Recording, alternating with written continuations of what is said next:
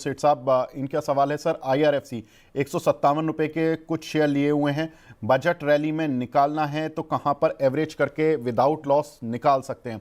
अंशुल भाई, आज रेलवे शेयरों में थोड़ी तेजी देखने के लिए मिल रही है और ये तेजी आपको लग रहा है कि फिर धोखा देने वाली है बजट से पहले, या ये बजट तक कम से कम ये रैली चलेगी तो क्या आईआरएफसी कुछ इनको प्रॉफिट करवा पाएगा?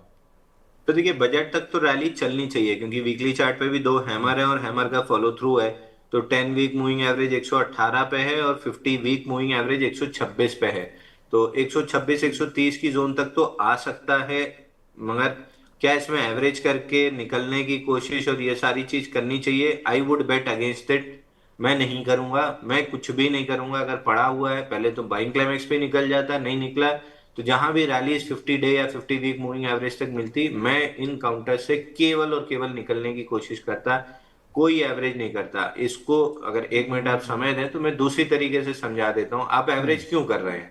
हम्म। 109 में, मतलब मान लीजिए आपके पास 150 का है, आप 100 में लेना चाह रहे हैं कि एवरेज 125 आ जाए तो 125 पे मैं निकल जाऊं। हम्म। क्या यही एक तरीका है एवरेज करने का? क्या दूसरा तरीका नहीं है एवरेज करने का कि इसमें मेरे को 125 पहुंचने पे 25 रुपए का लॉस होगा, तो 100 में इसी को लेने की जगह, जिसमें प्रोबेबिलिटी है कि 63-50 आ सकता है और हाई प्रोबेबिलिटी है, तो 100 में इसको लेके रिस्क लेने की जगह क्या मैं 105 पे मदरसन सुमी नहीं ले लेता कि 125 रुपए वो आ गया तो 20 रुपए वहां पे खा लिए, यहाँ पे 20 रुपए लॉस बुक कर लिया तो बराबर निकल गया। तो वीकर स्टॉक्स को मैं एवरेज क्यों करूंगा? अगर मेरे पास कैपिटल है, मैं स्ट्रॉन्गर स्टॉक खरीदूंगा, वहां का प्रॉफिट यहाँ पे सेट ऑफ कर लूंगा। तो ये किस डॉक्टर ने लिख के दिया है कि मुझे इसी शेयर में एवरेज करना है और ये तो ईगो है, ये तो जिद है।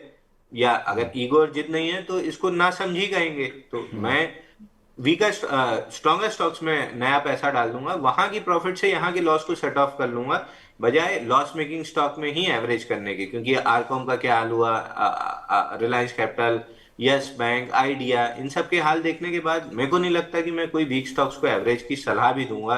करना तो बहुत दूर की बात है, मैं सलाह भी नहीं दूंगा। तो 126 129 आए तो वहां पे सवाल पूछ लीजिए, निकलने की कोशिश कीजिए और कैपिटल को कहीं स्ट्रॉन्गर स्टॉक्स में शिफ्ट कीजिए।